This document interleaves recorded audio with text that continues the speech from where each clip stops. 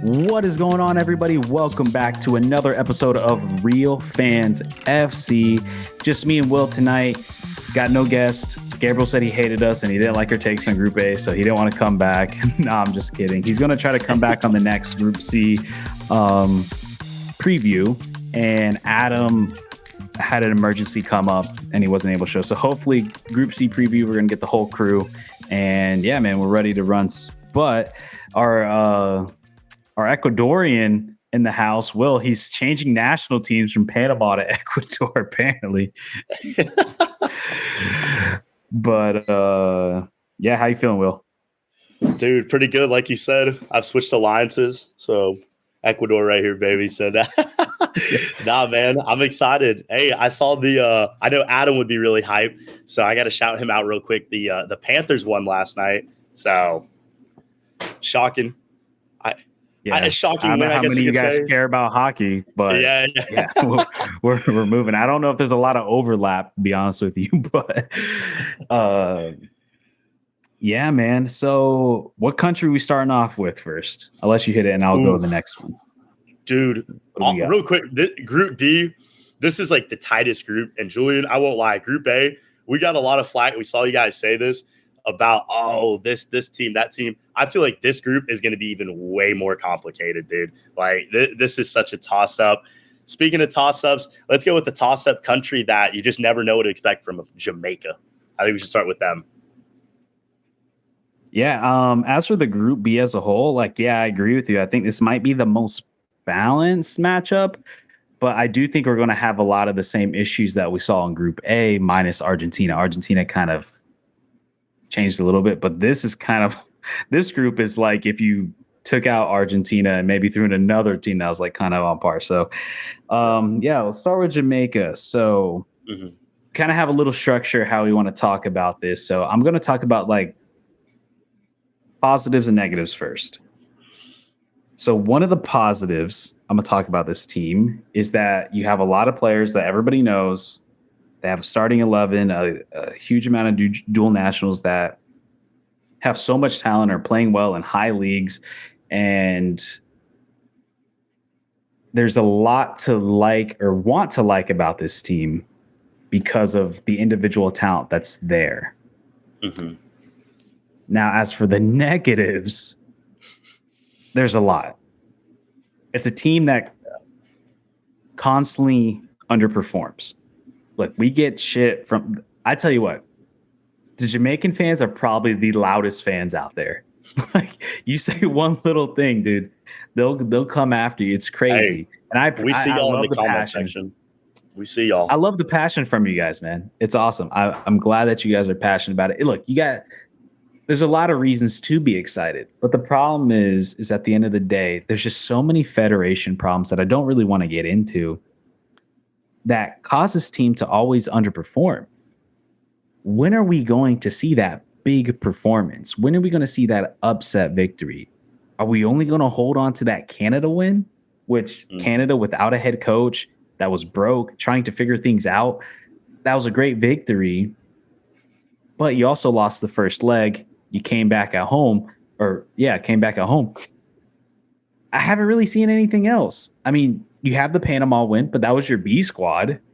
And you guys played almost completely different from what we've seen. If anything, the B squad seemed to perform better on a team level than we did from this A squad, which on paper could arguably be a top 2 starting 11 on paper.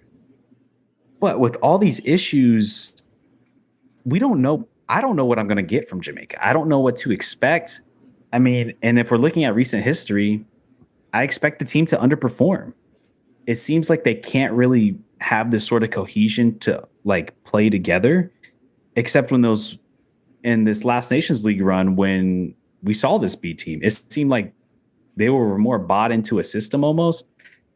And look, I've heard mixed things of people saying that Leon Bailey is just being a prima donna, but then I've also heard people back up what he's saying. He's like, no, what they're doing is fuck. Like, I don't know what's going on the inside, but there's clearly some sort of tension, whatever it might be. And that's not something you really want going into this massive tournament. Also, a negative that I want to point out is Jamaica has a horrible record against CONMEBOL teams, as well as in Copa America. They haven't won a single game in Copa America, not even a draw. They've lost every single game in every edition of the Copa America they've been in, which was the last two, in the Centenario and then I believe 2015. And I want to root for the Reggae Boys because I love to see another nation rise up and play well and really challenge and make CONCACAF a better region. But I need to see you guys step up and get big victories with this golden generation that you guys might have, because I've yet to see it. And beating Panama in a third place matchup, well, don't give me shit for it, but like that's not super impressive to me. Or beating Canada that didn't have a coach, and like what do we? And then like these guys are in their prime. It's not like we're waiting for these guys to develop. Like all these guys are doing is getting older. And one thing that's for sure, like international, like time flies, man. Like that's another 2 years for the World Cup, and then whenever the next Copa America is, probably the year right after that. These guys are like Mikel Antonio's like what, 32, 33? Like 34. Yeah. 34. So I don't know, man. I don't know what to expect. So that's kind of my negatives, and then like my positives. There is a lot of individual talent, and it's hard to overlook that. And they have the potential to run a system that could be scary for a lot of teams. So obviously, as players to watch out for, I don't want to say the standard like Premier League guys. One guy I do want to point out, former Inter Miami player, now playing at the Philadelphia Union. That's Damian Lowe. Damian Lowe is an absolute dog. Monster. Dude playing in that Canada game, he is one of the main. Every time I see this man play for Jamaica, he is an absolute dog. He'll go after it. He is not afraid to take these tackles. I mean, I even seen it in Inter Miami. Sometimes it would bite you in the ass because it'd be a red card or a yellow card or whatever, cause a penalty. But the one thing's for sure is this guy is not afraid to get after it. And in a Copa America tournament like this, where you're playing Ecuador, Venezuela, and Mexico, you need a guy like that. You need a guy to be an absolute dog, especially if you're going to run this system where you're sitting back and playing transition, because realistically, that's the only way I see Jamaica winning, with the amount of athletes and the speed that is on this team and their ability to finish.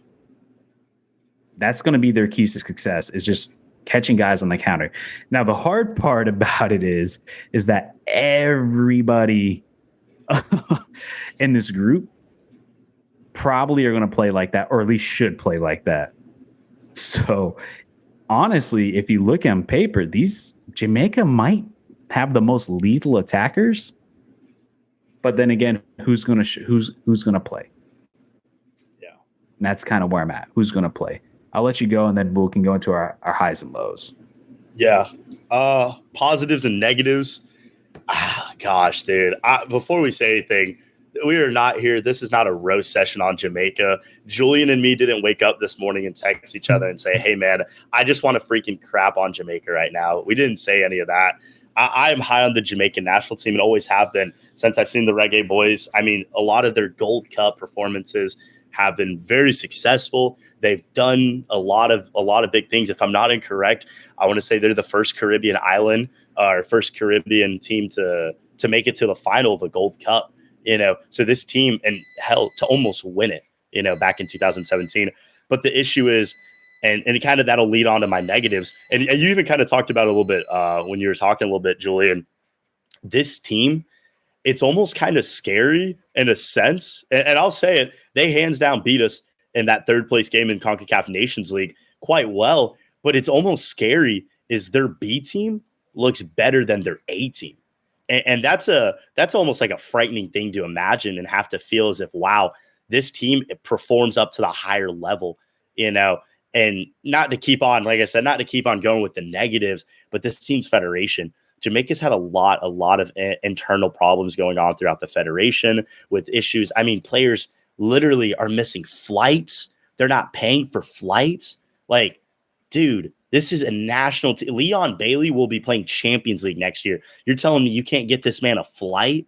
Like, there's just Dude, so much. I saw they didn't even have I don't know how true this is, but I heard there wasn't even enough men's jerseys. They had to use women. They had to wear women's jerseys. I saw that as well, dude. That's just how do you so not many have enough issues. men's jerseys, dude? Like, bro, if we were talking about, and this is all due respect to Rwanda, I'm just using this country right now. If Rwanda was like, hey, we don't have the money, we don't have the supplies, dude, I can't even tell you a single player that's ever played for Rwanda. Jamaica's not like that. Jamaica has some world-class players. Julian, I mean, you even just said it, dude. There's so many guys.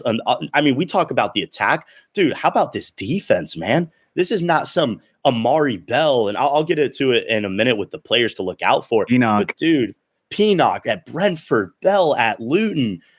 Dude, Casey Palmer, he's a midfield player, but he's out of Coventry City. Like, dude, this is not some. I do want to mention my boy Andre Blake, who I personally think, like, I'm an MLS fan. I like MLS, but he wasted his career at MLS. That guy could have done way more, and he decided to stay at Philly. I wish he would have went on because he had the capability to go farther. I think just like Pedro Gillespie, when we talked about it in our last episode with Peru, right? He's another guy I think kind of wasted his whole career in MLS. Mm-hmm. But regardless, still these guys put on for the jersey, bro. Like Andre Blake does not ever show up to a game, and he's just not up for it. Now, has he obviously had mistakes? Yeah, there was a couple of them in that.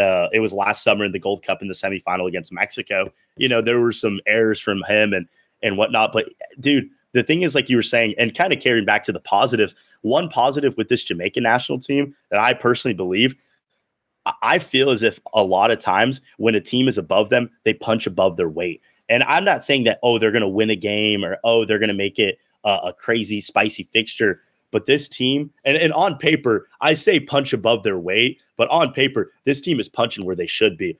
They have so much talent. I mean, the depth chart, it's deep. It's really, really deep. I think so many CONCACAF teams would look at this and say, geez, can I get a couple of those guys? Can I get that guy? Can I get that guy?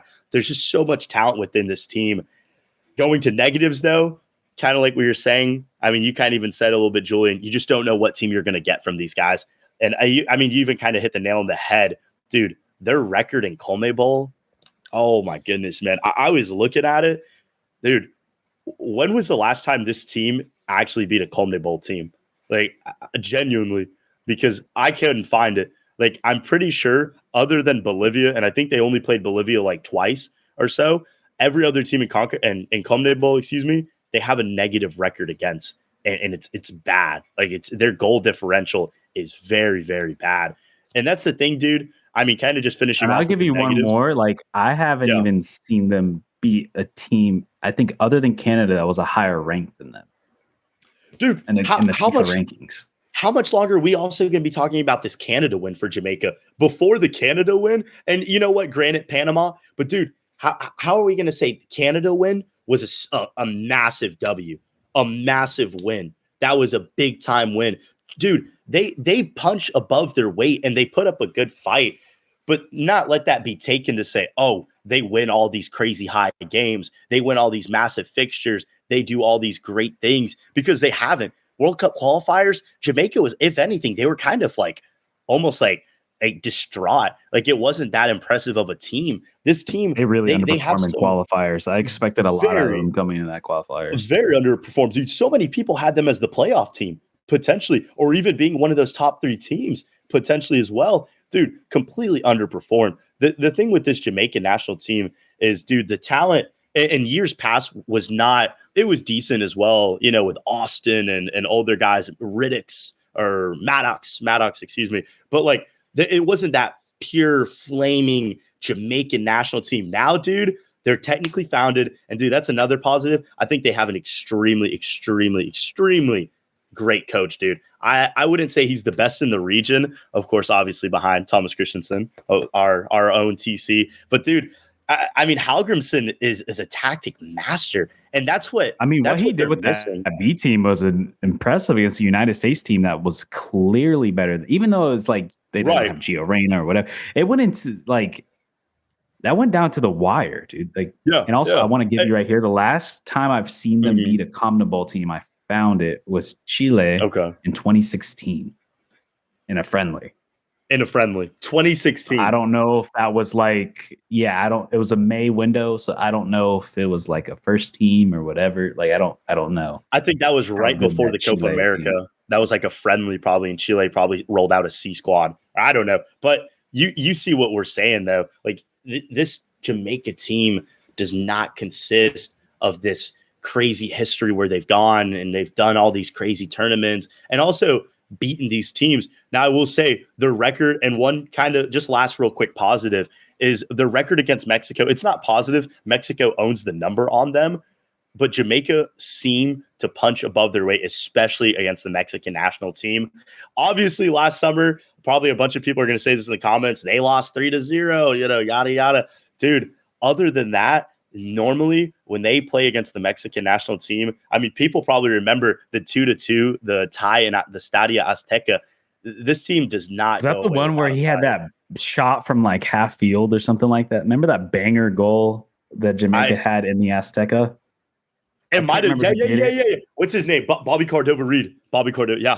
Bobby Reed got it. Yeah, that was a fucking insane goal. I remember watching that game, and like even the Mexican fans like just started clapping. Like that was like, holy shit. It was.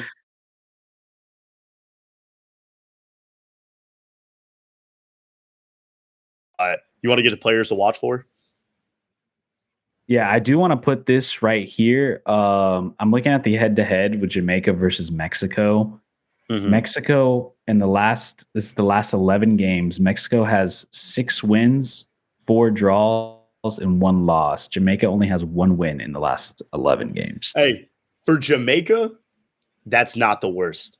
Like if you were saying that to be like, just for instance, like if you're saying that was the US's record, I'd be like, wow, yeah, Mexico owns them. You know what I mean? But that was in 2017. That was the 2017 Gold Cup run, the semifinal. Yeah. So they've gotten a couple draws against them in the past years. You know, I remember in the qualifiers they got one, in Nations League group stage a couple of years ago they got one. So yeah, they really could. But you want to roll with players to watch out for? Yeah, I mean, for me, I said I wanted to put someone who isn't like the big ones. That I like Damian Lowe. I think Damian Lowe is going to have to absolutely go insane this game and this Copa America if Jamaica wants any chance. I think they need to be defensively solid, which I don't think is going to be too tough because none of these teams in this group can really score. So I don't know what the attack's going to look like. I mean, it seems like Bobby Reed's definitely going to play. I don't know about the whole Mikel Antonio and the Leon Bailey situation. I don't know what that's going to look like. Or, oh my God, I'm drawing a blank. No, the guy who plays in France. Shamar Nicholson. Yeah, right? Nicholson. Yeah. So you're going to need those players to really step up. But I would say my big player to watch out is Damian Lowe. I think he's going to have a big game. I just have a feeling. I think this is kind of this is the type of group and the type of teams where I see him like doing well. And so that's my guy to watch out for Jamaica. Yeah. I think we kind of, like you said, we hit the nail on the head. I mean, Julian, you kind of talked about it for players. I'm going to go with 2 quick guys. I'm kind of surprised you didn't say too much about him. I think this guy, dude, and he's only recently joined the Jamaican FA. He just started playing with them last summer. But dog, when he puts on that uniform, when that man gets the black stripes and he puts on the yellow jersey, dude, this dude's an animal, bro. Because I will say it against Panama, he tore us apart. It's Damari Gray. Like, he is so versatile. He's so explosive. I remember watching his days when he was at Everton. I mean, he was a big game changer. But Damari Gray is just so, like, he's a game changer. He is a literal game changer and another new face as well to the Jamaican FA. I didn't really know Shame he too much went to about him. Saudi Arabia. Maybe if Jamaica Hey, paid him, he didn't have to go to Saudi Arabia. maybe, bro. He chased the bag, but dude, regardless, he's still a baller, bro. He's still a No, baller. yeah. And the other guy, I would say, it's Casey Palmer in the midfield. What he was able to really, really do. Jamaica has always had a very, very solid attack. I mean, in the past years, it's obviously gotten way more improved, much better with Mikel Antonio, Leon Bailey, Bobby Reed. The defense has always been quite solid as well in the past years. And obviously it still is. But their midfield was always probably one of their biggest lacklusters. Dude, Casey Palmer, like even against Panama, but I'm really referring to the USA game when he played. You know, when Jamaica had that lead, and dude, to be honest, Jamaica should have won. Like, it's still so like tragic the way they lost an own goal and that type of form. And literally the last second of the game, dude. Like, dude, but before that, for 96 straight minutes, Casey Palmer was just bossing the midfield. Like, he was just going all out, winning every ball. I forgot what the duel rate was, but I'm pretty sure he won almost like over 75% of his duels. Like, this dude's not playing games, man.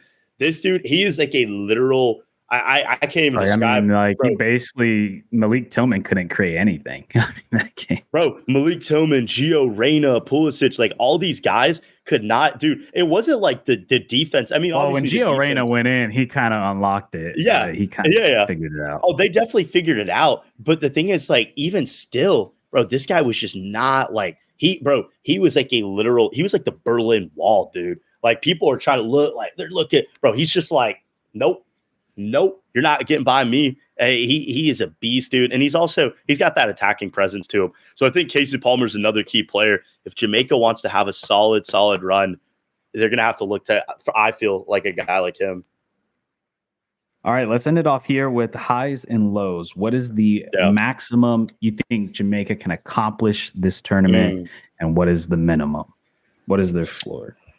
The high for this team, I want to say quarters max, like, so badly, but thinking about other teams in their group, thinking about how Jamaica has played at past Copa Americas, because they have been to a couple other ones, they just don't perform at these. And it just feels so bad. I feel so harsh to say it, but Jamaica's always like, I don't know if you've ever seen that Geico commercial, Julian, but they're kind of like that guy that's got the dollar bill and he's like throwing it in like, oh, it's right here. It's right here. I feel like that's how Jamaica is with us, their national team. They're like, oh, now we're playing. We just beat Canada. You know, we look good against Panama. You know, we look solid. And then it's just snatched, gone. It just disappears. So I feel like this team, there's so much potential, dude. There's so much. But the thing is, how much longer are we going to keep saying that? So I think high for this team. Since we talk about potential, man.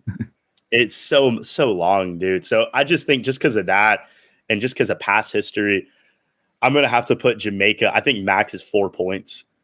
I think they get a win. I could see, honestly, dude, I could honestly see them getting a win against Ecuador or even Venezuela. High pace, high affair. Nobody scores. Jamaica scores like a penalty kick and they win the game. And then they get like a draw or something. So, but low, I think low for this team. I don't think they walk out with 0 points. I think they get a draw. I think they sneak one draw against somebody, whether it's, I'll be honest, dude, I think that Mexico game, they are going to lose. That's their first game. I don't feel the most positive for them in that one. But I think against Venezuela or Ecuador, they're able to match their physicality. So I think they'll be able to grab one. But I see a bottom last place for them. That Mexico game's in Houston too. Yeah. But what about for you, though? Highs and lows. What are you thinking, Julian, for Jamaica? I am looking at the injury thing right now. So I'm seeing Andre Blake mid-June, Damian Lowe early June, and then Damari Gray mid-June. So it looks like they should be ready to go before the start of the tournament. High for me, I'm with you. I'm with 4 points. I could see a world where maybe they tie Ecuador or Mexico and then potentially beat a Venezuela. But I mean, that's them. Like, to me, I find that like if they beat Venezuela, they're playing a pretty good game because Venezuela is super hard to break down, and we're going to get into them more. but I think the max is 4 points for me. Mm-hmm. I think they could at best, and that's probably not a bad tournament for them considering all the outside issue that's going on, considering the history. Getting a win and getting that under your belt and then getting a tie, that's if I'm a Jamaican fan, I personally would take that. I'll throw a party in Kingston. Yeah. As for a low, I think a point. I kind of have a hard time seeing them lose to Venezuela because Venezuela cannot score to save their life. They're so bad at the attack. So I'm gonna go tie. I think 1 point. They're not getting out of the group though. I'd be shocked. It'd be an achievement if they got out of the group. It'd be crazy, but I don't think 4 points is 4 points might be enough. Honestly, we'll see as we talk about it and we shake this out. Yeah, but right. I mean, I'm really stretching when I'm going with 4 points. To be honest, that's pretty optimistic in my opinion. But let's keep it in CONCACAF. Let's go to Mexico. Ooh. All right, I'll let you start. Dude, positives and negatives? Positives, negatives, and overall. Overall. All right, I'll go with a quick run overall. Mexico is a team that, and as much as this is going to pain me to say it as a Panamanian national supporter, I mean, I wouldn't say our main rival, but one of our CONCACAF arch enemies. Dude, this team, for some reason, when they get to these big tournaments, when they show up, and now obviously the last World Cup, different scenario, didn't make it out of the group. That was a massive fracaso for Mexico. But this team really is, you want to talk about the true definition of teams above them, they play up to, teams below them, they go right down to their level. They go right to them, dude. I'm talking about they could play Argentina, and I say play up to their level, but compete and try to make it a game, or they could be playing Taiwan. And Taiwan is balling with these guys. Like they're going head to head. That's just the thing with this Mexican national team is there is, we'll get to it within the players, but there is this sense of creativity. I will say there's a sense of chemistry. This team has a lot of chemistry when you look at the overall view. The majority, I mean, we're going to talk about the roster in a little bit. It just got pushed out like a week ago. Dude, I want to say only like 4 or 5 guys play outside of Mexico. The rest of them play in Liga MX. This is already a very, very. That's if they start.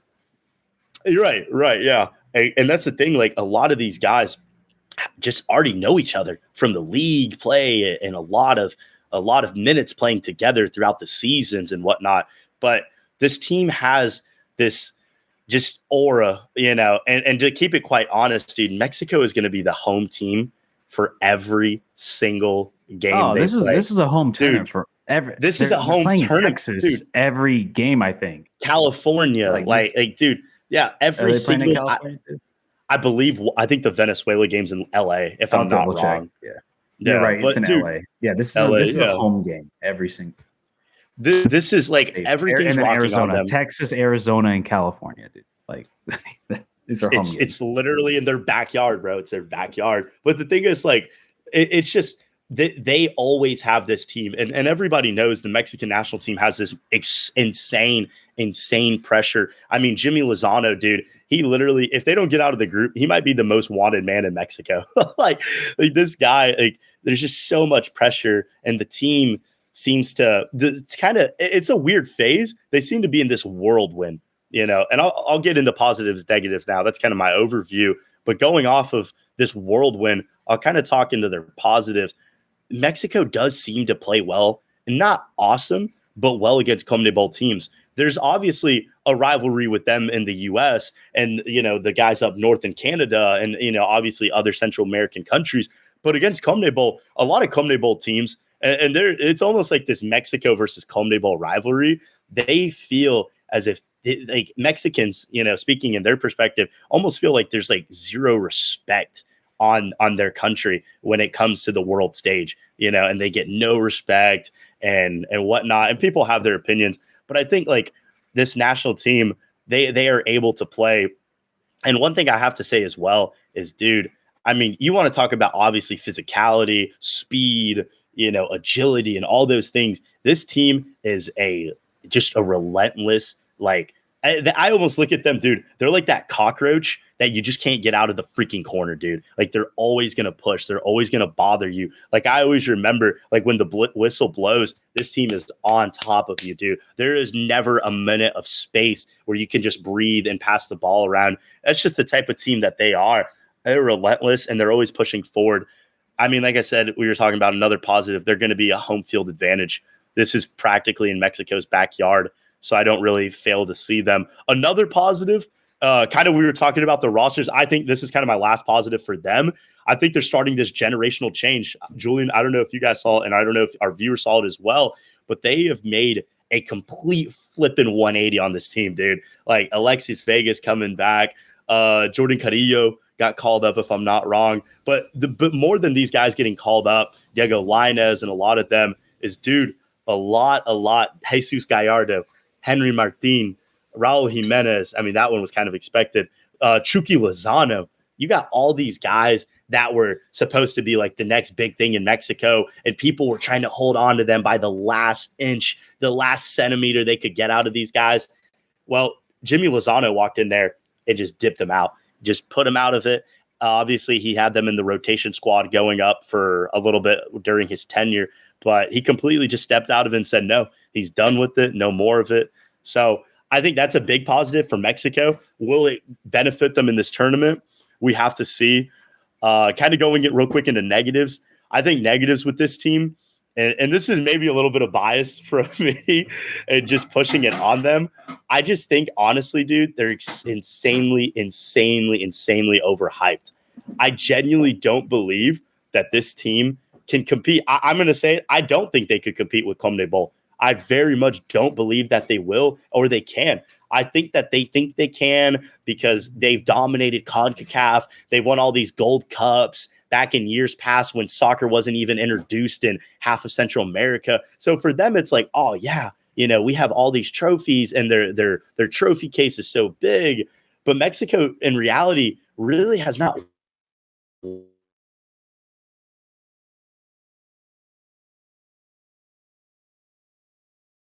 Kind of lost you a second, Will. I don't know if Will's there. All right, you're back. Has not won anything that strong, anything to really, really show for themselves, and I just genuinely don't feel like anything's going to really start here. And also, I think another thing as well, we were talking about it a little bit with Canada in our last video for a CONCACAF team. Mexico, you want to talk about teams getting up for it? CONMEBOL's got freaking fire in their eyes, dude. When they look at this Mexican national team, this is like I could tell you for every CONMEBOL team, they're ready for this game. They're getting up for this game, and they want to go turn on the brakes on this game. This is going to be a non-relentless type of game. So I see that kind of being a negative because I feel like for Mexico, under pressure and really under a lot of scrutiny and the vibes are not going their way, they don't perform the best. I mean, we saw the World Cup. They had a lot of negativity going into that World Cup, and it came out a negative World Cup. So we'll see if the pressure can get to them or not. All right, yeah. So I'll start with my overview. So I'm with you on a good amount of the stuff. So the one thing I will say is I think you might agree with me on this, is that because you kind of said it already. Mexico are CONCACAF merchants. Mm-hmm. They beat the teams that they should beat.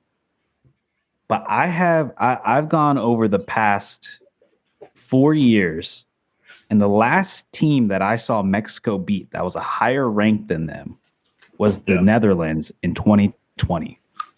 Mm-hmm. Since 2020, they have yet to beat somebody a higher rank than them. They beat the teams that they should, but they haven't been able to do anything. I do see they just recently, obviously, this I think it was at the end of last year, they had a draw against Germany. That was actually a good result for them.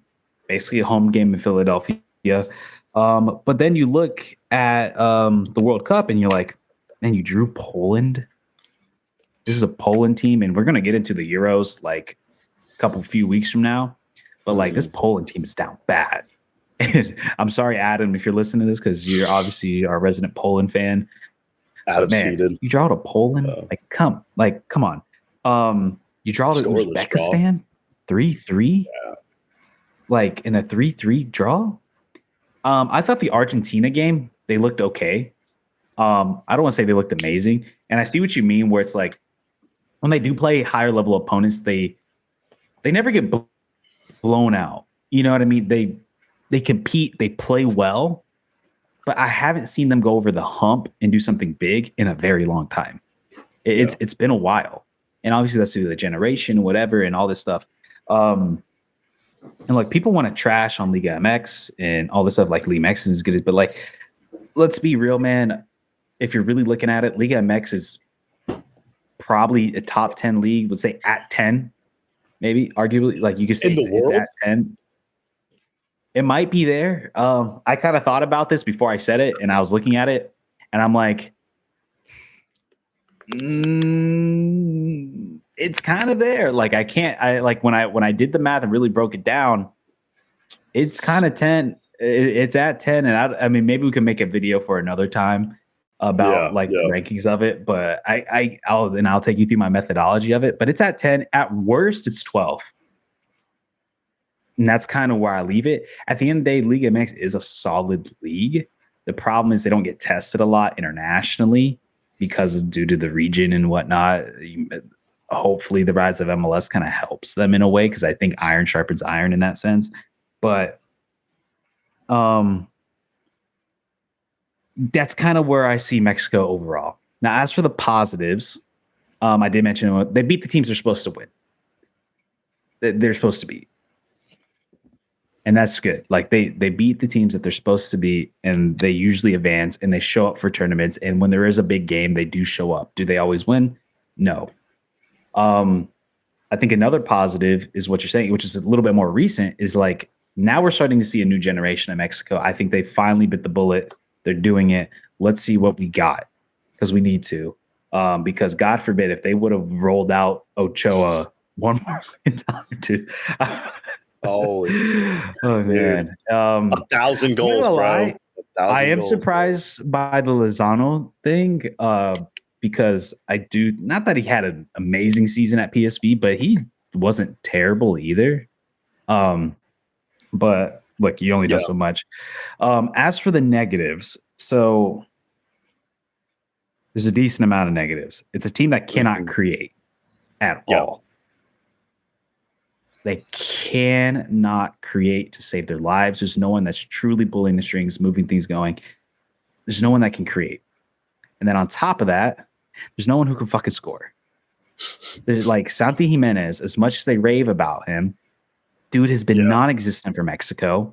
And honestly, since the beginning of 2024, he's been pretty much non-existent. I think I forgot to write it down, but I'm pretty sure he's only had 4 goals or 5 goals since the beginning of 2024.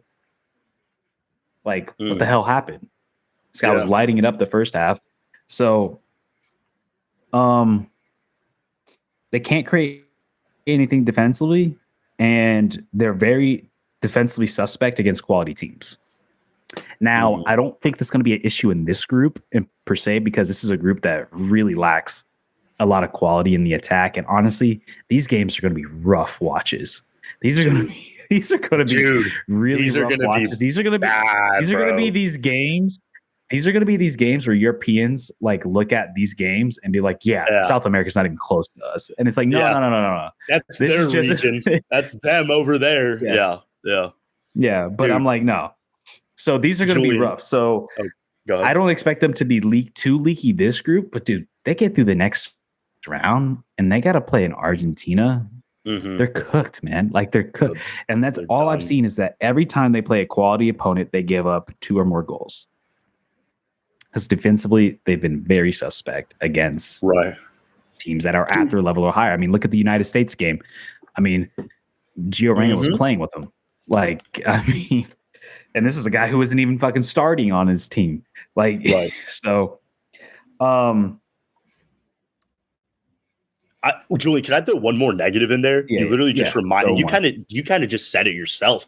When this team, Mexico, their creativity, they lack a lot. But the thing is, they already have enough individual talent to be able to score. But you just said it, dude. When they go against a solid defensive, not even just defensive build, but a defensive formation, like they struggle. Like I'll even say it, dude. And I'm not sitting here to just bring it up and brag about it, but in the World Cup, Argentina's defense was arguably one of the best ones. I mean, with obviously Otamendi, with Cuti Romero, I think Lichi Martinez played that game, if I'm not wrong. Dude, they can't find nothing. Their only shots are long balls or crosses in the box or Uriel Antuna running outside of the box and getting a cross in. Like, dog, that's all they've done. And even against Panama last summer, obviously this past window was a little bit different with us, but last summer in that Gold Cup final, dude, they struggled. They genuinely struggled to create shots, to get inside the box. And that was a Panama defense that was, I would say our defense at that time was solid, but that was still like almost like we were missing key parts to our defense. But still, it still showed that when they go against solid defense formations, dude, and you're able to really match up. I think that's another one. When you play 5 in the back and you have that defense against Mexico, dude, I think they struggle badly. Like that well, up front, they're gonna have a hard time against Ecuador and Venezuela. Like those are gonna be rough matches for them because we're gonna get into them next, but those boys are dogs. Those boys are playing. Them freaking animals. So yeah, I guess players to watch out. Let's get into the highs and lows. Oh, players to watch out. Real quick, who do you got? Players to watch out. Oh man. I mean, obviously you gotta go with their best player on the team, Edson Alvarez. It's no question. I don't have a specific guy because there's no one as of late that's really been popping off. I think the players to watch out is just look out for a young guy to really make a difference. I want to say Jimenez, but like, dude doesn't do anything. He hasn't done anything, and he's probably their most talented striker. So I'm gonna go. Yeah. I'm gonna go with Edson Alvarez because I think you're gonna need that guy to win the midfield. Mm-hmm. You're gonna need him to play on all cylinders because we're getting into a group that has a lot of very quality midfielders. That. And games are going to be won and lost in these midfield battles. So you're going to need a guy like Edson Alvarez to show his quality in that because he's going to go against a Moises Cancedo. You know what I mean? Like these are these are matchups that you need to win. Right. Yeah. Right. Yeah. I'll be honest. I've got 4 players and I'll run through them really quick, really fast. Number one. I want to throw into Julian Araujo. He didn't get called up. I was watching him in La Liga. Oh, he didn't get called up? Oh, shit. No. That is criminal. That is criminal as someone who has no skin in the game with Mexico. And honestly, I don't really care about your guys' national team that much. I don't as well. I watched him play I watched a lot of La Liga. I watched him play a good amount of La Liga. That guy's good. He's a solid player. Yeah. So I am genuinely shocked. And he played well. Didn't he play well in Nations League 2 before his injury? In the final? Okay.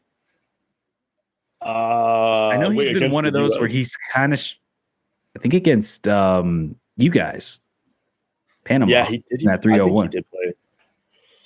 I want to say the past performances, he's been pretty solid for Mexico, from what I've seen and from what I've watched. Not that he's been amazing, but at the end of the day, you need as much quality as you can get on that field. And I saw that guy play in La Liga and look good. I think there's either like an injury or so, but also like I kind of view it like Santi. He's not a center 9. He doesn't need to be scoring all these goals. But when it comes to the national team, dude, he is extremely, extremely leaky because if I'm not wrong, he's a right back. He gets beat on the counter. Back. Yeah, he gets beat on the counter. Algorithms, he had not a bad game. According to the algorithms. Right. It's that Panama game. So obviously take algorithms with a grain of salt because you'll see guys like a 6, and then I'd be like, there's no way that dude played at a 6 level. He played higher than that or worse or whatever. Yeah. But I don't know. Maybe I'm crazy, but I swear every time I've seen him play, I thought he was not that bad. Mostly I've seen him play in club form, but when I see him in Mexico, he doesn't seem terrible to me, but like, I don't know. Yeah. I'll run through real quick though. Hey, y'all drop in the comments. Hey, while we're saying that, subscribe to the channel. If you're watching this, Yeah, what the hit that fuck, subscribe dude? button. Come on, y'all. Hit subscribe. Yeah. Hit subscribe. Hit subscribe if you like Luis Malagon. All right. That's one of my players I gotta say, dude. This guy Yeah, he's had big decent tournament. performances. Big tournament. He's stepped up. Arguably, Mexico would not even be in Copa America if it wasn't for him, for what he did against Honduras in the penalty shootout and the whole game. That was incredible still. Or not, I don't know. Take it with a grain of salt, incredible, the word, but however people want to do that game. But the thing is, I think it's a big moment for him, and I think it's a big time for him to step up. Ochoa's basically done. Ochoa is probably not going to ever play or ever put on the Mexican national team jersey again, unless he's at a bar in Mexico City watching the game or something with his family. I don't know. But the thing is, Malagon's got to really step up. Another guy, you were talking about the midfield. I'll keep it real. He's kind of personally for me, I like him. He's a little bit of a favorite of mine. Now, obviously, no skin in the game. I don't root for Mexico. All due respect. I know some people might get a little triggered from that, but I'm not rooting for him. But I don't like this guy. I like watching him play. He plays in the Greek league, Orbelin Pineda. Orbelin is kind of like your center attacking mid. He can play the cam role. He plays up top. He can also play a little bit more defensively, kind of play a little bit on the right side, left side if he needs to play in the midfield. But he's not the worst. I think, though, I will say he has to step up big time for this team. You were talking about the midfield, Julian. He's got to be a big role player. Even if he's not starting, he still has to be a difference maker coming off the bench because Mexico wants to look at themselves not even competing out. Let's not even think about outside the group. Let's think about inside the group. You were talking about it's going to be dirty. It is, dude. Some of these games are going to be like absolutely filthy. And I mean that in the most nicest way possible. These games, bro, they're just going to be just straight up mud. No one's scoring more than 2 goals. I refuse to believe anyone's scoring more than 2 goals. Not a single player. Go ahead. I was going to say if you want to go into highs and lows, but yeah, finish your thought. Yeah. Real quick, last 2 guys, and I'll run through them both real fast. Dude, I think you already know who I'm about to say. Assuming both of them make it, they should make it. Marcelo Flores and Santi Jimenez. Flores, young kid, plays out of Tigres. I think he's like Canadian, British, and Mexican. So he's 20 years old. He's done a lot of good stuff with Tigres in the CONCACAF Champions Cup for the time that they were there. He's had decent runs with Tigres in Liga MX. So he's definitely a player that could step up. Young guy. I think he's only got like 2 call-ups with the Mexican national team. But if he's looking at a moment right now when to really make a showcase for himself, it's got to be right here. So this is a big one. And obviously Santi Jimenez, the dude, hey, every time, bro, every time he's with the national team, he can't breathe, man. That's what I say. I want to say he's a player to watch, but he's done nothing. He's done and other than a goal against us. Like I said, since the beginning of 2024, he's only scored. Okay, actually, I did have it written down. He has only scored 6 goals. Mm-hmm. Considering how many minutes he's played, considering how many minutes he plays in the league and the team that he's plays for, 6 goals. Like he should be getting more than that in half a season. Like, come on. But highs and lows. Lows. Hit me with your highs and lows. High. Gosh, dude, I want to say last place high for that. Just my bias, man. But I can't. Honestly, high for this team. I'm going to say quarters max. And that's even taking into regard, even if they get first place in the group and avoid Argentina. Even if they run up, I think, against a Chile, or I think Chile's going to get second, and regardless. But whoever they face from Group A, I just feel like, dude, this team, I think they're going to put all the gas in this group stage. They're going to warm up. I don't know if that's another thing for Mexico. I don't know if you've seen their friendlies, Julian. It's a weird combo. They play Bolivia first, which is like, okay, they should win that game pretty solid. Dude, then they play Uruguay and Brazil. So it's like they could be potentially getting spanked 3-0 each game or potentially 4-1. They could be getting absolutely mollywopped. Like these boys might be getting their absolute stuff spanked, dude. And they could be going into the Copa America with literally no vibes, nothing going on. So, like I said, I think if they really, really mustered it out, they get like a draw. I think 4 points might honestly be enough in this group to get it out because, dude, this could easily be draw city. This could be draw freaking county, bro. Like every team, this game could be a draw. Goal differential, very easily. So I think quarters max for this team low.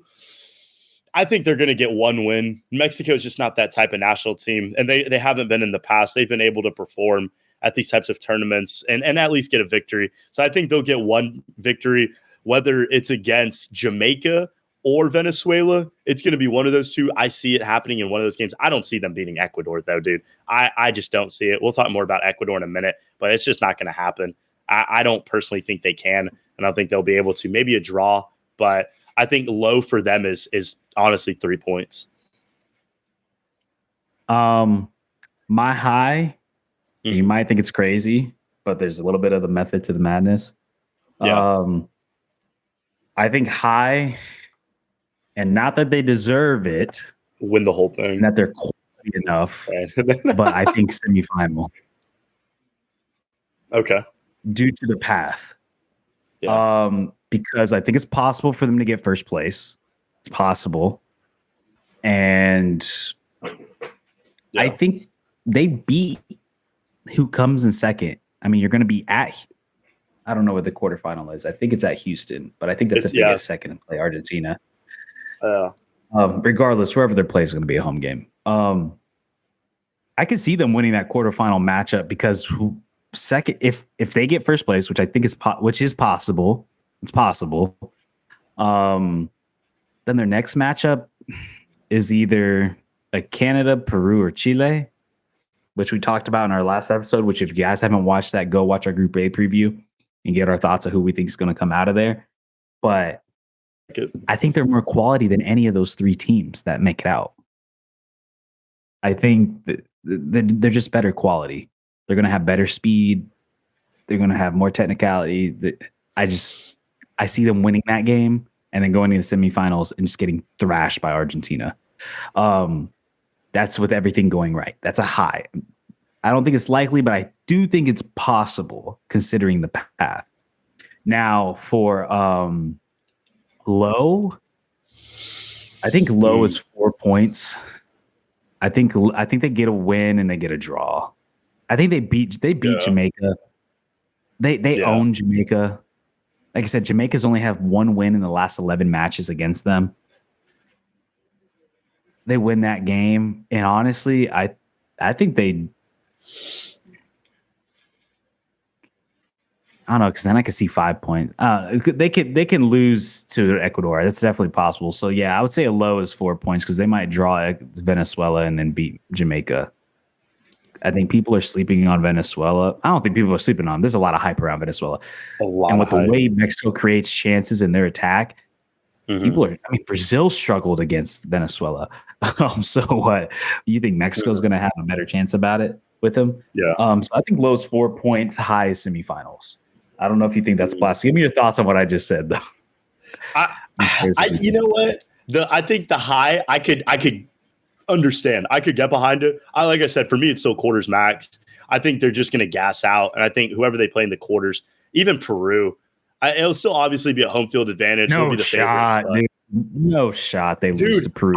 Canada. My thing is like, well, for your high, the reason I said quarters, and I'm thinking you're saying semis. The way I view it is, dude, these games, like they're already going to have three. Like even the Bolivia friendly is still going to be like up to date, like up to speed. They're not just going to mollywop Bolivia 5-0. I don't believe that. Bolivia will play up. Not play up, but Bolivia will give a game. It's the same thing as well. Obviously, Uruguay and Brazil are going to give a game. That's not even a question. Dude, they could, like I said, they could get spanked. I could just see the vibes being super low, the fan base. Dude, and that's another thing. All due respect, I wouldn't say a lot of beef, but a little bit of beef with the Mexican fan base. Dude, they also like the expectations with this team, and this is like maybe the media, whatever it is. Dude, they sell that, oh, they're going to win, that they're the big team, this and that. I think the past years have just been humbling to this team, or it should be. It should be humbling to realize, hey, you're not that good. You guys think you can win a World Cup? You're not going to win a World Cup. Well, it should expose the federation. Yeah. It exposes them for like how much it really should. TV Azteca, all that stuff. For a country that fucking big, the country that big with that many footballers, exactly, to be underperforming like that. Mm-hmm. There is like what 250 million people that live in Mexico. Something absurd. It's the largest Spanish-speaking country in the world. In the world, yeah, It is yeah. part of the reason why Spanish is the second most spoken language in the world. There is no excuse with that population, with that amount of people, with that amount of money, Yeah. with everything. The only thing you can say that is outside of their control is the fact that they're in CONCACAF, so it's limited the amount of quality leagues and countries they can play against. But even so, dude, like this country has always underperformed to what they actually should be doing.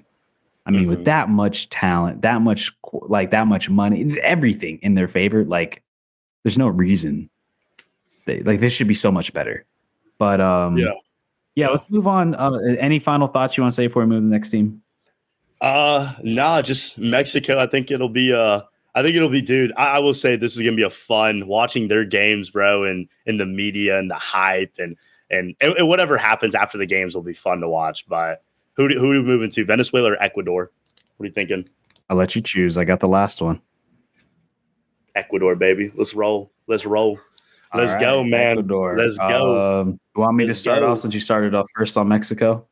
Yeah, you get us going. What do you got? All right, man. Ecuador. Overall. Only one loss in the qualifying. But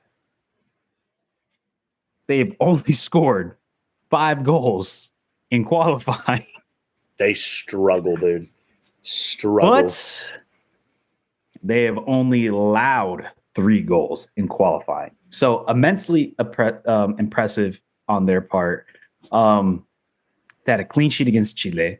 They had a clean sheet against Colombia in a draw. They drew Venezuela.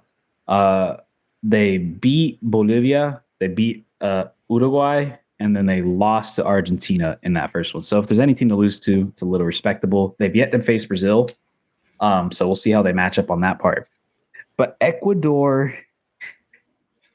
overall, they're a team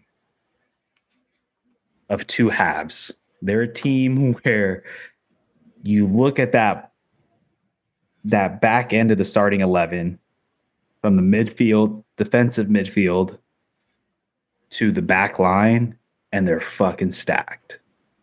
They are loaded. Good, dude. They are loaded in the back.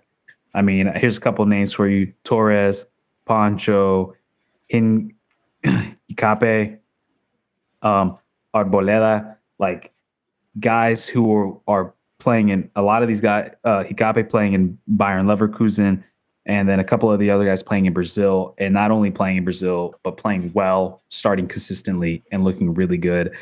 I know a lot of people that follow the Brazilian league, and they rate a lot of these Ecuadorians that are playing in that league very highly. And obviously not just what they're doing in that league, but also what they're doing for the national team. I thought they looked really well, looked really good at not just World Cup qualifying, but they looked really good in the World Cup as well in 2022. Yeah.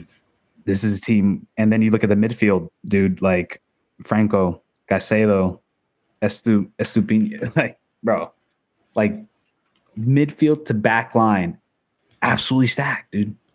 So good. But then it is bleak looking at the top. Mm-hmm. It is a carousel of guys trying here and there. The guys that they're trying, they're not even winning spots in their local club and their clubs. Guys that are not performing for the national team, obviously. And then on top of that, because they're so good defensively and they have a lot of high quality defensive-minded midfielders, they don't really have an attacking midfielder, a midfielder who can really push the ball forward and move it forward. I looked at, I don't know, man. Look, I looked at their last couple games. So most of their goals, so the 2 goals against Uruguay, which is probably their most impressive win so far, were both off set pieces and scored by a defender. Felix Outside Torres. of that, Yep.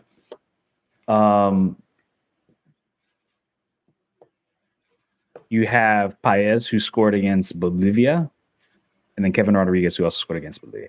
Now, the one guy I do like coming out of the attack, and specifically on the right wing, which is the guy I just mentioned, which is Paez. He's a guy who's playing pretty well, and he seems to be a bright spot in the attack. He's playing decently for not only club and Independiente de Valle in Ecuador. He's 17 years old, so it's kind of a lot to ask for a 17-year-old who's still playing in the domestic league, but he's looked good against quality opponents in the Libertadores and the Sudamericana. And looking into this guy, man, he seems to be really the only bright spot in that attack that is looking not only good for club form, but also for this national team. But he's also a guy, he's still a right wing at the end of the day, and he's not an attack. He's not as lethal. And the biggest issue with Ecuador is they are not lethal at all. It seems like when they get into that 18-yard box, they just struggle. So as for positives, kind of said in my overview, positives, their defensive and their mid block and their low blocks are so good. They're so good and they're so deep. There's a lot of guys that you could plug and play in that defense, in that midfield, who can really step up and hold it down big time and give teams a fucking hard time. And a lot of them are ball playing mid defenders who can really move it to the midfield. And then Moises Caicedo, and I think he's not bad at pushing the ball forward, but they still need that one guy who can really break that line. But then also and then I want to go into the negatives with the attack. Not only are you having guys who aren't starting consistently and not scoring consistently, I haven't seen a guy over 10 goals for their club that they've scored this year. But one thing that I see too with these strikers and these attackers is just positioning. It seems like when a ball is being played, no one is there. And look, everybody wants to look at strikers as scoring or taking guys one-on-one and all this stuff. But what also makes a good striker is just having good positioning. Look, we saw this.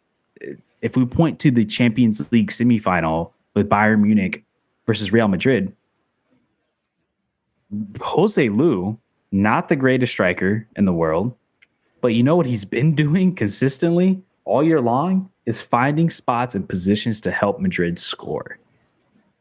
And not that Ecuador, like, they need a Jose Lu, but you need somebody who can get in the spots where they need to be. Maybe they do need Jose. I don't know. But you kind of get what I'm saying is that even when they do get these chances and they do create moments, dude, no one is there. No one, and if they do get a shot off, it is so unclinical. They have so little shots on target. Like they're either blasting it above the net or it's going straight to the keeper. There's no one making the keeper jump or stretch. I watched the last 4 games of Ecuador, and I can't think of a single moment where they actually, like, I saw a keeper have to make a good save.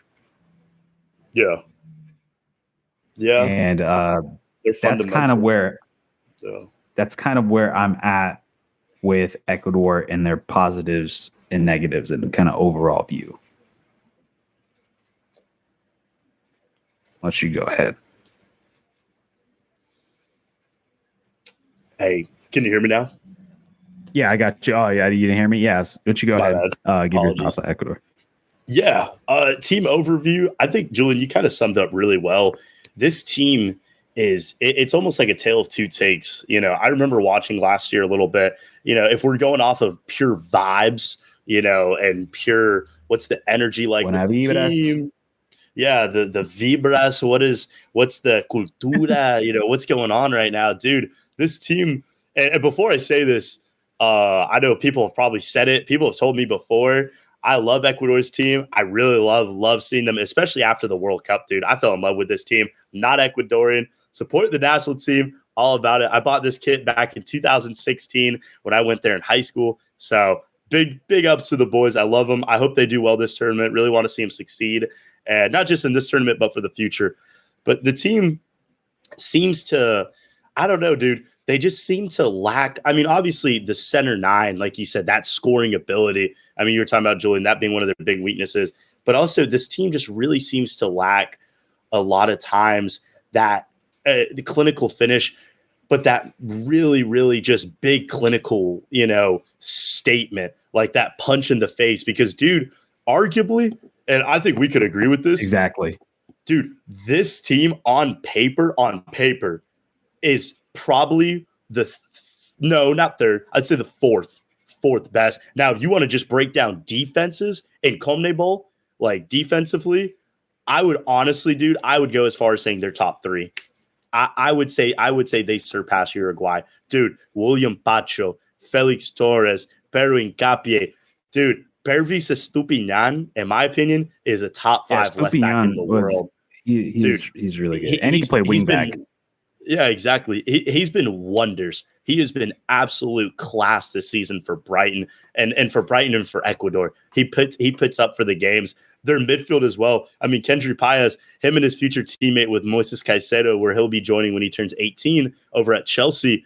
I mean, Páez has been lighting it up, dude, and he's 17 years old. He's playing great. So, really great football. I mean, dude, Moises Caicedo, obviously Caicedo, the big hype about him was the money. I mean, I think it was 90K, not 90K, 90 mil for him this summer transfer fee last summer. Close. And it was close to that. Yeah. And people were saying, oh my goodness, he's so overhyped, this, and that. Well, look what he's been doing with Chelsea. He got them in European football. Dude, this was a team last season. They weren't even close. They were closer to relegation than they were even closer to anything. So, dude, if Taylor was English, they would be raving about him. Oh, he would be he would be starting. He would be starting. He'd be on the cover of the magazine, dude. He'd be right next to Declan Rice. This guy would be the literal face, bro. The face. But I mean, like you said, dude, the midfield, dude, the defense, and obviously we're talking about the center backs, bro, but even the right back, dude, I rate this guy highly, and we'll get into it a little bit when we talk about players to look out for. Bro, Angel Preciado. Like, Preciado, I started watching him at the World Cup. Bro, his game against the Netherlands, oh my God, man, that boy was good, dude. He is just so – I'm personally shocked. He plays – in the Czech Republic, if I'm not wrong. He plays for Sparta Prague, which is like, bro, I genuinely think he could play in a top 5 league in the world. I think he could play for any of the top 5 and for not any of the clubs, but he could play for any mid-table team. But that's kind of like going into positives a little bit. This team, dude, you even said it yourself, Julie. This team is loaded in the back, bro. I'm talking about baked potato style. You got your cheese, you got your meats, you got your grits. Bro, I'm talking about you throw an extra double layered cheese on that bad boy. Like, this team is freaking loaded, dude. They are loaded to the bone, bro. They're built. But their offense is kind of different. They're kind of like the peel you take off of the potato. You peel off, you know what I'm saying? You take off all that peel from the potato and you just throw it back in the box. That's kind of like their offense. They're lacking, dude. They are really lacking. Hey, I don't know, man. I eat the peel. Hey, sometimes, bro, that's how. Sometimes you can make potato skins, and them bitches are good. Hey, and you can, and that's kind of how Ecuador is. You can sometimes take those potato skins, like we saw in the World Cup, and you can fry them bad boys up, and you're gonna go fry up Qatar. You can cook a little bit. You're gonna cook up Qatar. But, dude, when you really struggle, and we saw it even in, like you were saying, in these World Cup qualifiers, dude, even in their last game of friendlies, 2 goals, you're playing Guatemala.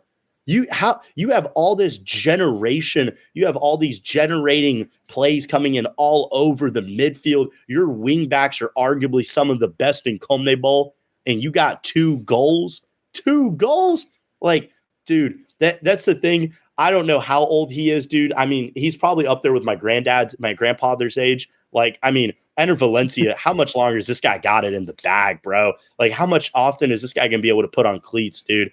I mean, literally, when he puts his cleats on, bro, I'm not even joking. Like, Bob Bradley's literally looking at him. Like, bro, it's like our age group is done, bro. Like, it's time to cut it, man. You know what I mean? I'm pretty sure his grandkids are telling him to come back to the nursing home.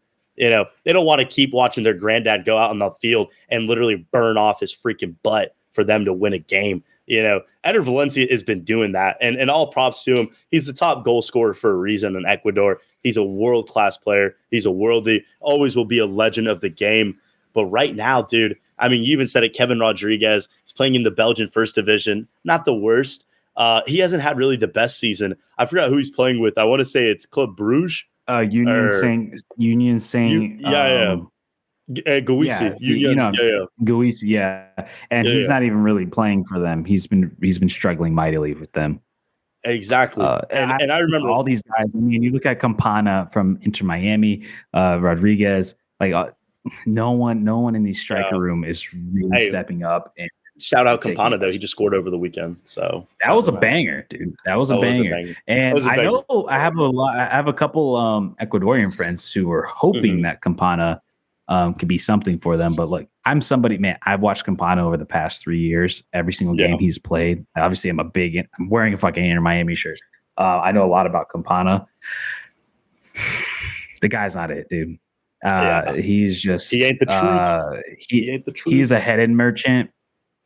That's all he does.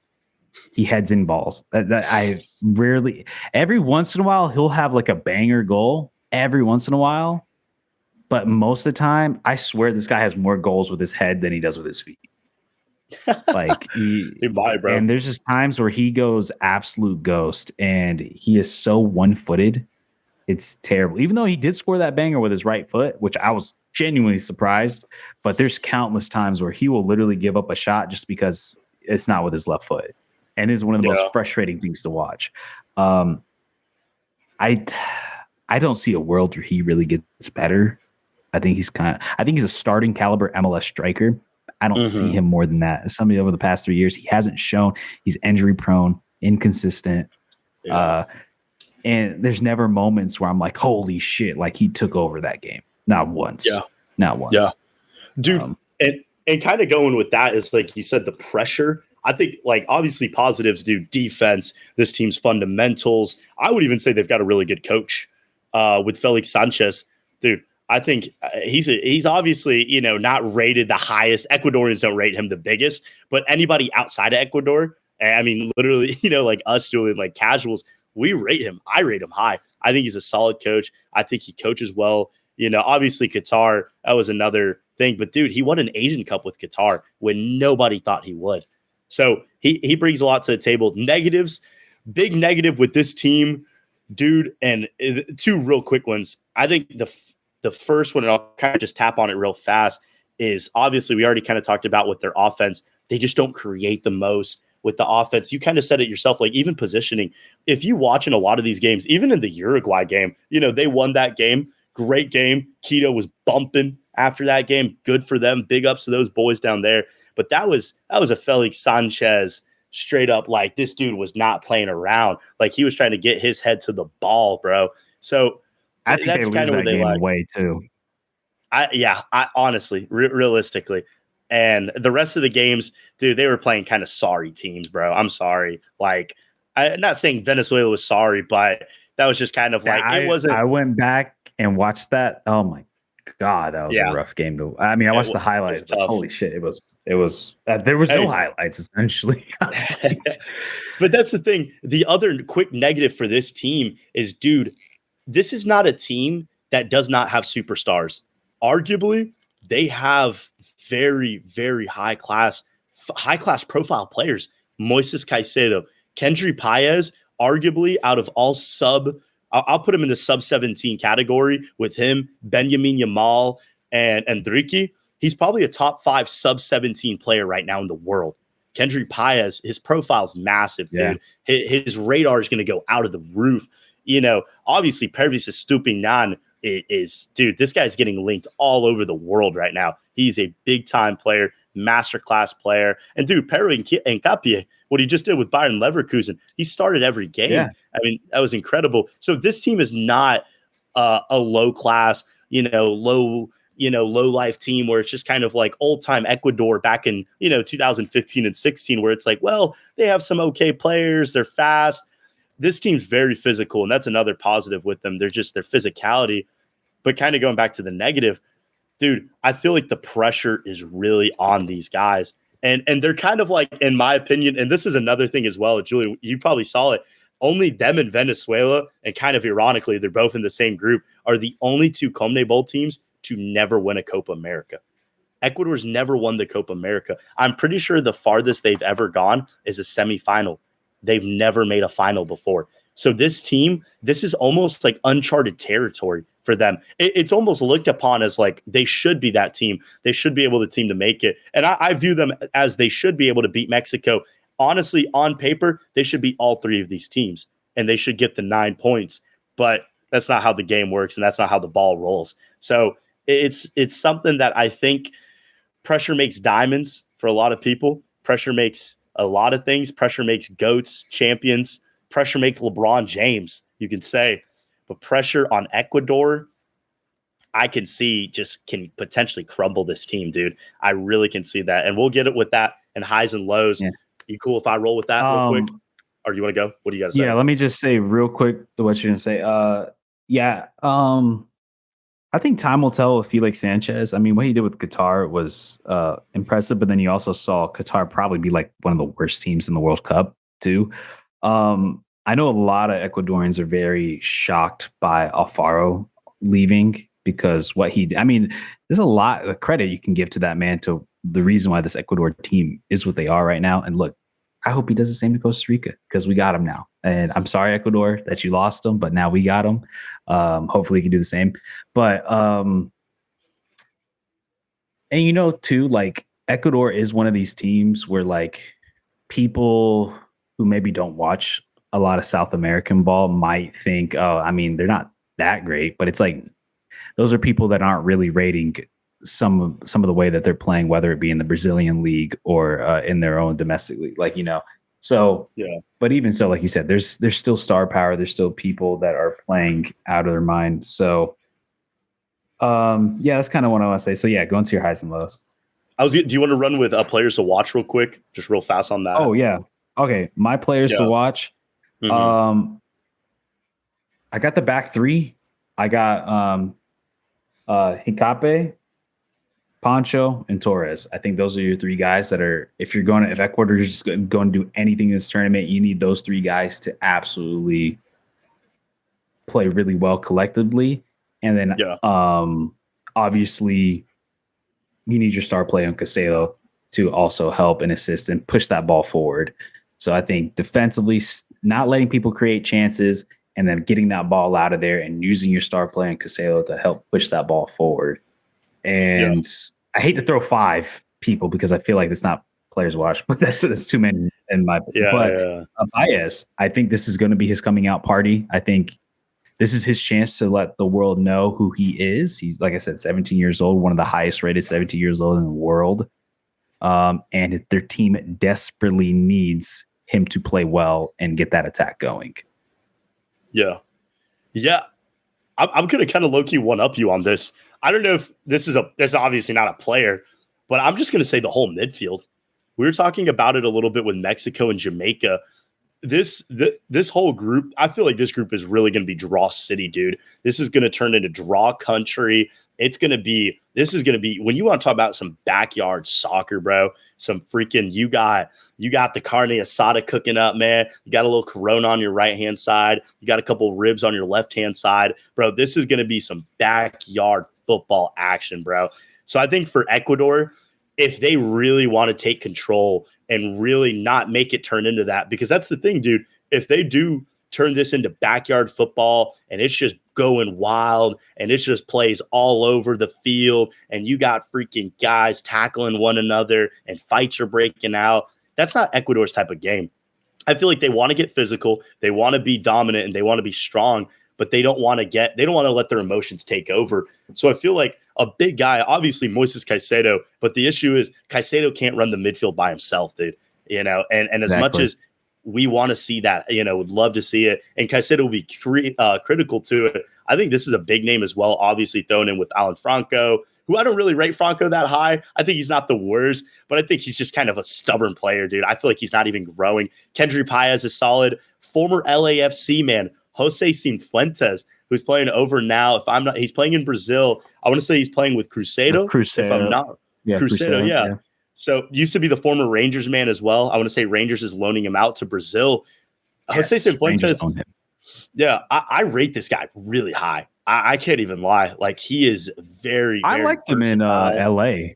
When I watched him in LA, he was solid. I mean, obviously we're talking about a different level of play with MLS, but what I saw from him was good. And then I haven't seen him play in Brazil yet, but he just brings, I feel like, an extra oomph to the game. And that's what Ecuador is going to need. You know, we'll get into in a minute with highs and lows. Ecuador is going to need that oomph. I feel like that extra bump, that extra just control, because we're going to talk about it with our last team also, Venezuela. If they're playing this high pace, back and forth, or if they play this counterattack style, Ecuador does not play this counterattack. They play build from the back, go from it, run it to the midfield, make a cross. Dude, they're also counterpiece merchants, bro. These guys, dude, if you give them a corner, you give them a free kick, you give them anything around the box, bro, dog, you might as well just count them a goal already. Like, this team will take it. That's the only time they score, though. That's exactly. That's what I'm saying. Hey, but they convert. So that's just something, dude. Yeah, they're going to get one. Midfield's going to have to. Yeah. So, but you want to go highs and lows now? Yeah, I'll start. High semifinal. Same reason why, basically what I said with Mexico. I think you get first, then you get a favorable matchup. Ecuador's shown that they can beat all three of those teams. Well, they haven't played Canada, but they could beat Canada. And they've shown that they could beat Peru and Chile. So with that, they then advance to a semifinals, where they eventually meet their match with Argentina. They're not going to be able to keep up with Argentina and the amount of goals you're going to put up.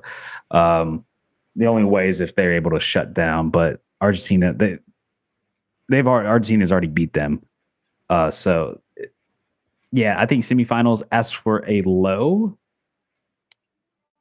I think a low is a quarterfinal exit. I think no matter what they get out of this group, I think they get second place as a low. I don't see them losing to Venezuela or Jamaica. Either one of them. I can see a draw in both. It's gonna be tight, man. It's hard. You don't see them I don't see them getting grouped. I think their low is a quarterfinal exit, and maybe Chile, Peru, Canada sneak one out on them. Yeah. This is for a later video. I think they're going to be my dark horse. I'm leaning more towards my high than my low. Versus Mexico, I was leaning more towards my low than my high. Yeah. Yeah. I feel that. I was saying, I feel like this team, this is for a later topic, but this is one of my dark horse teams. I genuinely feel for Copa America. I think this team can make a run. Oh God, dude, there's just something in me that wants to be like, they could make a final. Anyone, I mean, figuratively could. Honestly, that side of the bracket, but I can see anybody getting to the semifinal except for like Jamaica and Peru.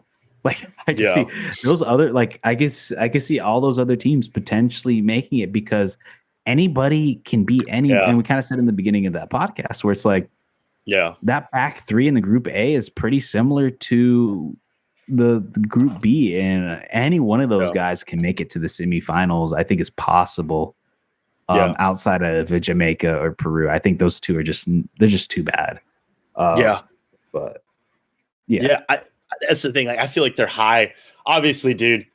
If it was a head-to-head matchup, they're playing right now. They're playing tomorrow morning. Argentina is going to beat Ecuador, so I just feel like they have their number. You know, figuratively, dude. Their styles. That's the type of team that Argentina likes to play. They want to play a team that's honestly completely. Exactly. They want a team that's almost basically the opposite of them, and they own that, dude. They own that. I mean, we saw it in the World Cup against the Netherlands, against Croatia. So that's the type of team they are. So I don't see that happening. I don't see a final. I would love to see it for Ecuador. A high, like I said, them being my dark horse, I'm with you. I got to say semifinal. I think they can make a run. I think it's got to be first place, though, because if they get second and they go up with Argentina, I think it's over. Yeah, it's over. I don't think Argentina won't. We talked about that in our last video. And that's my low. You get second place, you get Argentina, you're out. For me, though, I got to go. I'm going to go a little bit lower than you, Julian. I see this team, dude. I see the struggles. Like I saw a little bit with the highlights, and not just I saw the highlights on the Italy match, but also the highlights in like I said with the Guatemala game. Not to bring it back up, dude.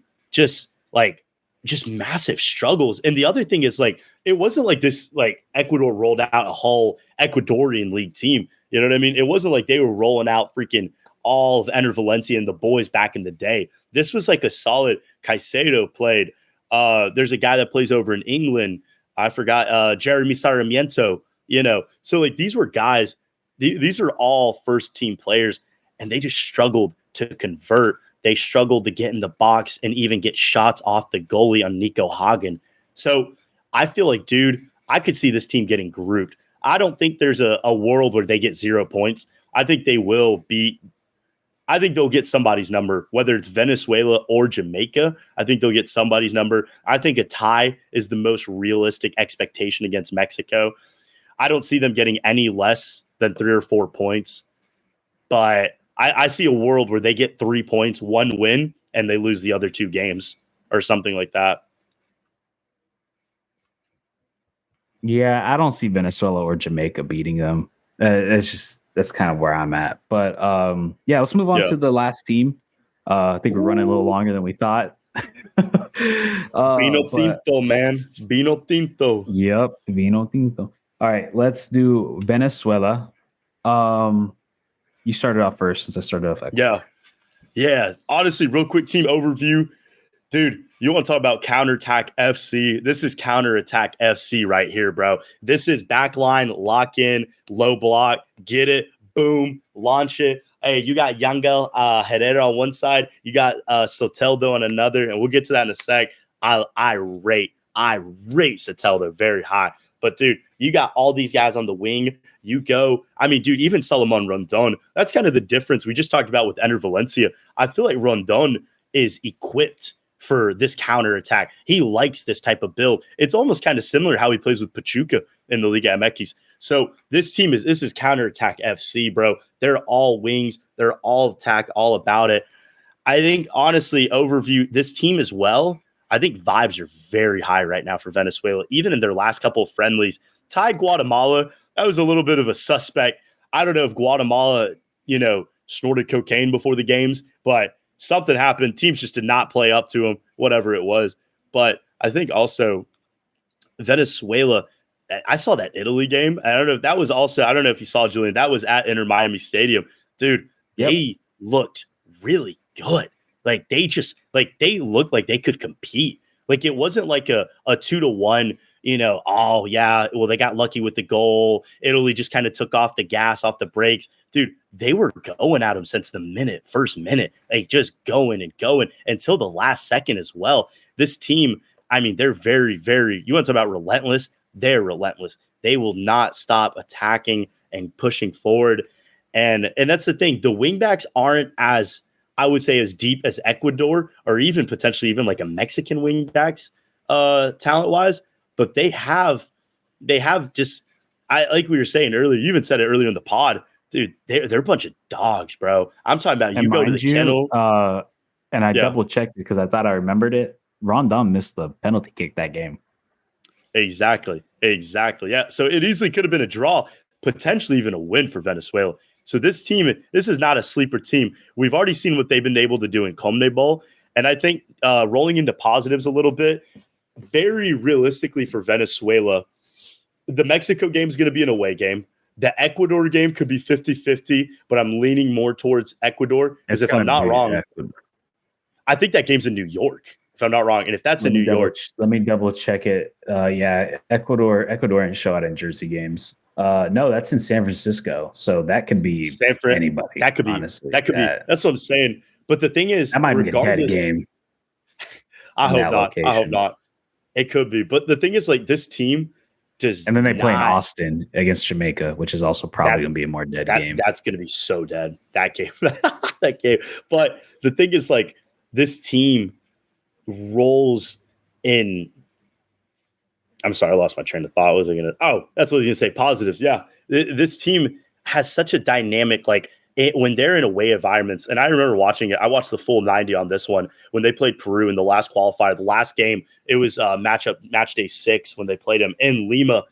Dude, they go pound for pound. And the other thing is they're not afraid. And I think that's kind of just like the Venezuelan culture, the Vino Tinto. They're not afraid to back down from anybody. Like these guys, dude, I'm talking about you go to the dog kennel. Venezuela's like that big pit bull in the corner that nobody's getting around that bad boy. Like you got to be a little bit aware of them. You know what I mean? They're kind of like that team you see.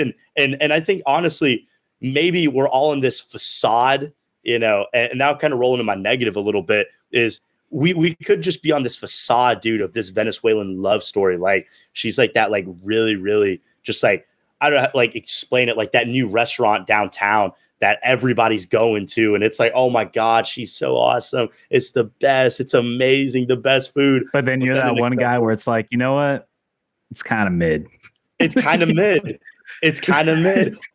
Or you're like that group of people that's like, yeah, we've already been there before. We've already done that. We've already seen that. I just kind of feel with Venezuela because, dude, that's another negative as well. Who are they rolling from the bench? Starting 11, starting maybe 12, 13, because they've got one or two guys from the bench that could roll up. Oh, dude, it's bleak, man. It's bleak. It's not that deep. So it's kind of like I could see this team getting very, very gassed coming that last group stage game. And that their last group stage game is against Jamaica, which they're going to have to go full force in Ecuador. They realize they cannot get a loss in that game. And if they do lose that game, next game they got Mexico in their second matchup. So it's kind of like you got probably the two arguable more powerhouse teams straight off the gun. So it's kind of like this team, I could not say get tired easily, but I could see them very much so almost just throwing everything. They could throw the kitchen sink, dude, first 2 games. And if they don't get results, they're out. They're gone. So that's kind of the negatives with Venezuela. I see them just not having enough potential and just not generating and creating enough, and counter FCs just isn't going to work enough. But yet again, like I said, the positives, they could outweigh themselves. This is kind of like a balance with Venezuela. I feel like it's very 50-50. Like it works so well for them. I mean, that Chile game, the Peru game, even that Ecuador game, you know, they tied 0-0, but they were able to compete. And in that Chile game, I mean, dude, even like the Chilean commentator, I saw it on YouTube. He even said it himself. He was like, how the times have changed. Venezuela is no longer this little boy dog team that was like, oh, you know what? We play them, whatever. We go into Caracas, we get the 3 points, we get out of there. Easy peasy, lemon squeezy. Venezuela's, those days are done. They're not that type of team anymore. These are a bunch of dogs that want to win and want to fight. But it's also, like I said, this is something new for Venezuela. Just like Ecuador, they've never won a Copa America. This is uncharted territory, so we have to see.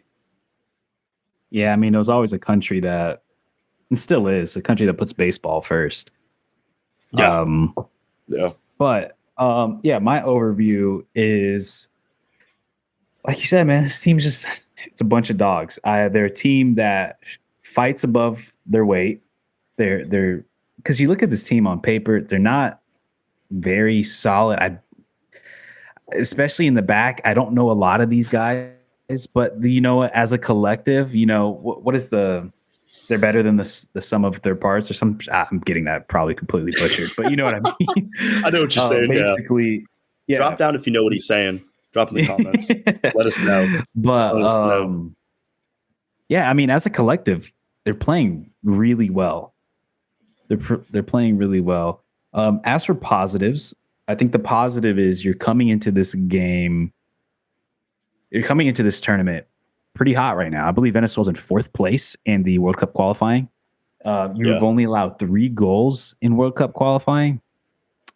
So defensively, you're playing really well, and you've shown great performances against some pretty good midfields. I mean, I went back and watched the Ecuador Venezuela game.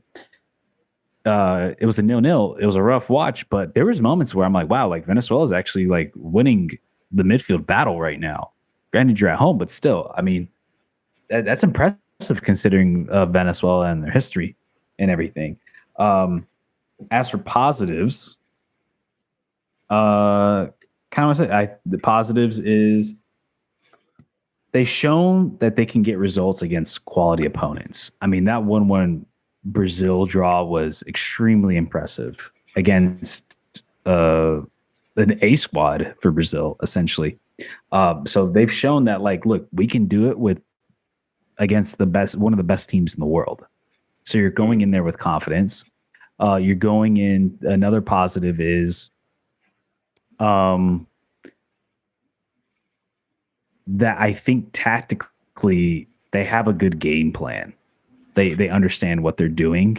They know what they have to do, and there's cohesion that they have. That there's a lot of teams in this Copa America where there's not a lot of cohesion. So you don't know what to expect. As for negatives, they lack quality, and that's just kind of what it is. There's not one guy who can really take over a game. The closest thing you have to that, which somebody I really like, and you mentioned, was Soltero. That guy, he is a baller. He is good. I saw him play in Toronto. He was really good over there. Then he got back to, now he's playing at Gremio, where he's also starting and playing really well there. That guy, he's the one guy on that team that has some really good flair. And honestly, he could go to Europe. I don't know if he will, because he is at 26. If he was to go, he has to go now, because once you pass 26, it gets a little tougher.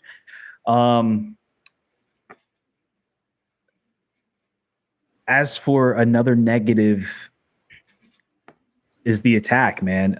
You have Solomon Rondon, who is the Golden Boot leader in the CONCACAF Champions Cup right now. But this is a guy who's 34 years old, man. He's old, and I don't know if you can expect him to run a full 90 in these games. 3 games in a row. Yeah. I don't know if he can do it. And then you also have Joseph Martinez, who is injured right now, which I don't even know if he'll be ready for the tournament. And he's already kind of lost favor as it is with the national team. I don't know who's going to be up top to really help attack. I do have Manchis, who's played pretty well in the last few games for them, but he's also an aging player who's old. So a lot of the quality that they do have up top is a little older. This team is a mix of old and young that I've noticed. So that's kind of where I'm at with them, is that positives, like they prove that they can fight with anybody, and they're rolling in hot. They're confident. Yeah. They have nothing to lose. They're looking for a good performance. Negatives is they are so weak in the attack that they really only have one guy who can really bring anything, and that is a Soltero. But I don't think he's going to be enough, especially in this group where you're loaded with and at defense. So that's kind of where I'm at. Once you go and give your overall on highs and lows. I mean, not highs and lows, but positives, negatives. Yeah, I kind of like I was saying earlier, like I think big positive for this team with Venezuela is they do pump a bunch. Can't even talk. They do punch above their weight. They're a bunch of dogs. They're not going to give up. They fight for loose balls. They fight for that loose change, bro. I'm telling you, man, this is that type of team when you're at McDonald's and the lady's like, hey, your meal's $8.47, and you're like, all right, cool. You're rolling out the quarters, you're rolling out the dimes and the nickels, dude. You're digging in your wallet, bro. You need that every single penny. Like, you're reaching for that penny. That's the type of team Venezuela is. They're going to be reaching for that type of stuff. I think that's the big thing with their positives. Negatives, I think, like you said it. I haven't said it earlier. It's just their depth, man. It's going to lack, and I think it's going to show. And especially with certain guys in certain positions, I think another negative as well. And I feel so bad for saying it. He's not the worst goalkeeper, but their goalkeeper situation is interesting. Right now, they have a guy, Rafael Romo. He's been starting some of the last games for them. Now, shout out to him. He's also teammates with 2 Panamanians, Jose Fajardo Nelson and Ismael Diaz at Universidad Católica in the first division in Ecuador. But Romo, and I've seen a lot of Católica games, of course, for Diaz and Fajardo, but I've seen like how he plays. He's very like almost like a weight type of back of guy. He almost doesn't fit the system that Venezuela plays, and how counterattack and how like quick and how agile and even how versatile a lot of the players are. He almost seems like a player that would fit more slower, easy ball type of system, weight, kick back, more possession game, you know? So it's like, it's just kind of how it is with him. But no, those are my positive and negatives. You want to roll into players to look out for, players to watch this tournament? One guy. So my two, we had two. It's a Sotelo. I think he's the one guy who could really bring quality for that team in the attack. And my other guy is Jose Martinez, man. I don't know if you know this guy. He plays for Philly. He plays for Philly. I'm thinking someone else. Yeah. Oh, not Jose Martinez. No. I was thinking Jose Martinez. I was like, no. It's weird because you have Jose Martinez and Jose Martinez, both Venezuelan. No relationship. No, yeah, Jose Martinez. I don't even know if he gets called up because of injury, and he's been getting called up when he's healthy. So I don't know if he's healthy. Maybe. I know the timeline is pretty close, so I actually am curious. They need the attacking help they can get. And last I saw, he was doing pretty well in Montreal, considering everything.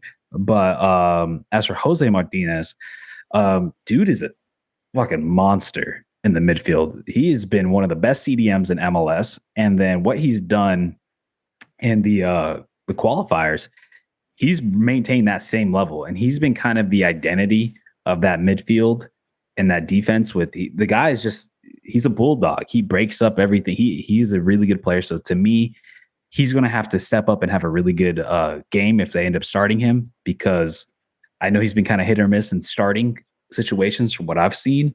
But every time which I'm a little confused, because every time I've seen him play, not only for his club, but also for the national team, he has just been a monster who's breaking up a lot. So I like to, to me, he's my player to watch because he's going to be a big difference for them. And then also Sotelo and how he helps in the attack.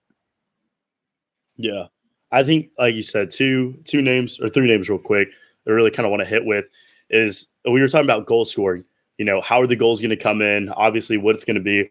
This team is really, really big on playing in the wings. And if you watch in the Chile game, they're very, very, I want to say two of their goals come from almost wing side play. And they almost kind of like come on in. And Soteldo, the second goal was just masterclass. The only way they push through the left side a lot. Right. And they push really, like you said, he's a left winger. Soteldo goes through and pushes through. And if I'm not wrong, Salomon Rondon scored that goal. The second one pushes, breaks through, gets the cross in, and then it's an easy tap in finish for Salomon Rondon. The thing is, though, obviously Soteldo, but also I'm trying to remember Savarino. Savarino is going to be a big time, and Darwin Machis as well. Machis he's versatile. Machis he's known as a left winger, but he can also play on the right side. And I think with Savarino as well, Savarino's had a pretty good season with Botafogo. They're playing right now in Copa Libertadores. He's competing well with them. They're looking really good right now. I'm pretty sure top of their group.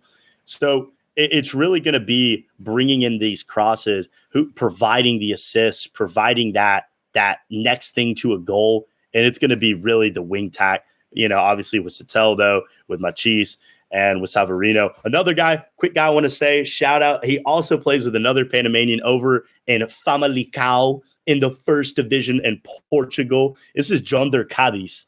Jonder Cádiz has been getting call-ups lately. If I'm not wrong, Venezuela did release a 35-man preliminary roster. Cádiz was on that roster. This guy's been on absolute fire. From what I've seen in the Venezuelan media, from what I've seen people reporting on the team and whatnot, he will more than likely be called on the 26-man roster now. So this is a dude that, watching him week in, week out play with Famalicão, he's like this lengthy dude. He's like Slender Man. He is a real life Slender Man. Dude just gets up for the ball. He's got a bunch of headers. Like he does not really wait for defenders to move. He just makes them move. He goes for it. He's a risky player. So I think he's going to be a big name, especially if Salomon Rondon very easily could potentially get pick up an injury. He could pick up, legs. Like you said, dude, he's 36 years old. He's just gassed, bro. This guy's, I mean, he's going to need the oxygen tank out there, man. Like this man's got that age on him, bro. So it's like, who's going to really need to step up? He's still got a Champions Cup final to play too. He's got exactly. And Pachuca's not taking a light on him. I guarantee you, they're not just like, yeah, whatever. No, this is big for him. No, they need him. He's the top goal scorer. So I think somebody to really step in is going to be Jonder Callis, who, like I said, tune in, check with this guy out. He's going to be big. He's been big all season for Famalicão in the Portuguese first division. So if Venezuela needs something, they're going to need him. But you want to roll into highs and lows? Yeah.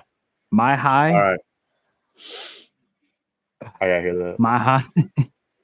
Semifinal. No way. No. They get 3 draws. That's your high? That's your high? I really think that's what happens because my thing is, dude, they cannot score to save their life. And if anybody takes a lead on them, they're not winning a game. They just do not have what it takes to come back and not only tie. I think they have the ability to tie a game. I don't think they have enough to win a game. And all 3 of these teams, I could ease outside of Venezuela. I could see they're going to put up goals against them. I don't see 0-0 draws, but I think Venezuela might. They're just designed to eke out draws, man. It works in qualifying, but it's not going to work in tournaments. Yeah. And I could see it. I see 3 straight draws, man. It's weird. Because even the Jamaica game, it's tough. 3 straight draws and then a low. A low is, I gotta hear this, 2 draws, and they lose the game. Okay. I don't really have high or low expectations for them. I'm kind of like surface and level. Look, who knows with this group, 3 draws might get you in. Like I don't know.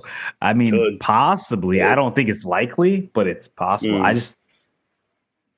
They just don't have the quality to be Ecuador or Mexico. I think they have enough to draw them, but I don't even see them really beating Jamaica. I'd be honest with you. I see 3 draws and the lowest 2 draws. And I want to root for Venezuela, man. I want to, but they have not proven to me that they could score. Yeah. Highs and lows. I'm just straight off the bat. High for me is quarters max. I think this team, I don't think they're going to win the group. I hate to say it. I mean, it could be a Cinderella run. Who knows? I highly doubt it, though. I mean, 2011 Copa America, that was incredible. Made a semifinal run, Venezuela. But the thing is, and it's kind of weird, they haven't won. They're only them and Ecuador are the only 2 CONMEBOL teams to never win a Copa America. But also at the same time, if I'm not wrong, I was looking at it a little bit earlier. Venezuela, last time they did not make it out of the group in a Copa, well, not considering the last COVID Copa America that they had in 2021, but before that, 2019 got out. 2016, the Copa America here in a group with Mexico, Uruguay, and Jamaica, kind of almost very similar, other than one team. Swap out Uruguay, you got Ecuador. Yeah, they got out of that group. They beat Uruguay and they beat Jamaica, and then they tied Mexico only by second place, where it was by goal differential. So this team is not a slouch team when it comes to Copa Americas. They're not a team in the group stage that you're just gonna mollywop and it's just like, see you later, boys. They definitely could put up a fight. And that's where I get the 3 draws from. I think they're competitive. I just don't know if they have what it takes to win games. And that was with the younger Rondon. Yeah. For me, dude, I just feel like they've got Jamaica's number. They've already got their number historically. They've owned the Jamaicans, dude. I mean, half of Kingston belongs to Venezuela, bro. Like, it's not even a question. Like, these guys, they've got property in their country. And they really just, like, they've got their number. And they owned them, like I said, back in 2016 in that Copa America. So I think, like I said, going with the high, I think they get a win there. And I think they get 2 draws. That's a high for them. And they get second place with 5 points. Tie Ecuador. And then tie. Low for this team, though, My low, oh gosh, I kind of go with yours. 2 points. I think low is something happens and it's just a miraculous way Jamaica gets a draw with them. They tie Jamaica, and by I don't somehow think they it's that tie. miraculous, though. I don't see it being that I just don't think. insane. I don't think Well, the we just level talk. is that crazy. Yeah, we'll get into it. We'll get into it. We did a group breakdown real quick of our final prediction, but I just feel like Venezuela, they own the number, but like I said, miraculously, in my opinion, the way I view it, they get a tie there, and then honestly, you know what? I'm gonna go even further. I think 1 point. I think they get 1 point against Jamaica, and then I think they lose against Venezuela. Or excuse me, Venezuela loses against Mexico and Ecuador. They just get their number owned. Ecuador has in the past been able to really just kind of push up on them. Even in that COVID Copa America, they were really able to put the number up on them. If I'm not wrong, they beat them in that one. And then also Mexico. I can see Mexico's second game coming off high, beating Jamaica. They're going to be feeling the vibes big in that game. So I could see a 1 point scenario for the Venezuelans. All right, man. Well, let's get into our final group predictions, man. I'll go first. Hmm. You know, I'm kind of back and forth between 1 and 2, but I think I'm gonna go with my gut with the right choices, what everybody's thinking.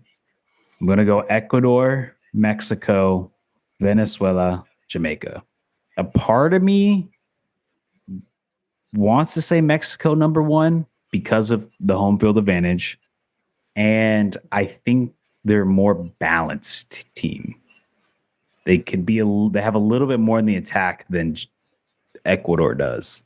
But Ecuador is super strong defensively. So because even though Mexico's more balanced than Ecuador, where Ecuador's good at, they're really fucking good at it. So that's what makes me want to go Ecuador 1, Mexico, Venezuela, Jamaica. Yeah, dude. This kind of is low-key my hot take. Ecuador 1, Venezuela 2, Mexico 3, Jamaica 4. This isn't flaming. This ain't like, dude, I'm not talking hot Cheeto girl, 7 a.m. She's trying to swing up on everybody. She's telling the teacher, F you, whatever. It's not like that hot, but Do you know the last time Venezuela beat Mexico? It's like, what, 2010, 11? Dude, it was the 1980s. Let me get the exact date. I was seeing people talk about this. I'm like, holy shit. It's been a minute. It's been a minute. It's been a minute for these guys, but they get a draw. They get a draw against Ecuador. They beat Jamaica. Jamaica could end up becoming, the not to say the laughing stock, but they could become the bottom stock of the team, of the group. They're just the team that everybody's picking points from.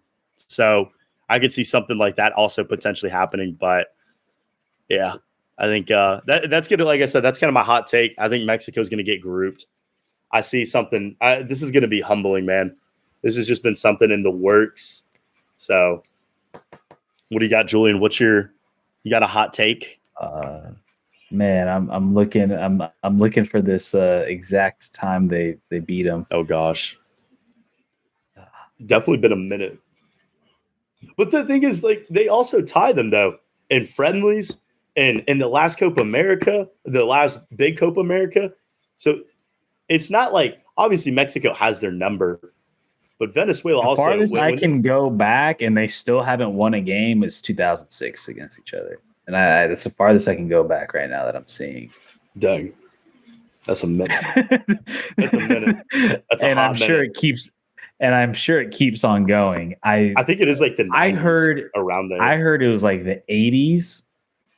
Let me see if I can. Yep. Okay. Yep. August 16th, 1982. Last time they beat them. Yeah. Mexico's got property in Venezuela, man. Dude, they're claiming them, bro. Venezuela has only beat Mexico twice in their history, and that was in 1959 and 1982. Shoot, that's how many times Panama's beaten them. I don't know. I still think they play up to them.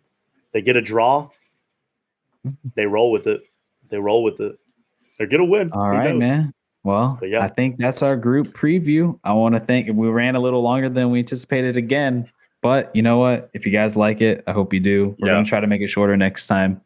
I don't know. I think we just really get excited. We're hyped, baby. We're ready. Copa America, let's get it. Yeah, let us know in the comments if you think we're stupid or we have zero ball knowledge. Like every single episode, there's always some guy. There's always some disagree, we see y'all in the comments. We see you guys saying what you're saying. Whatever, if you disagree with Julian, dude, if you hate what I say, drop it.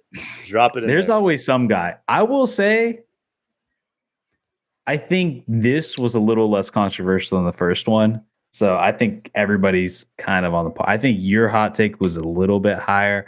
I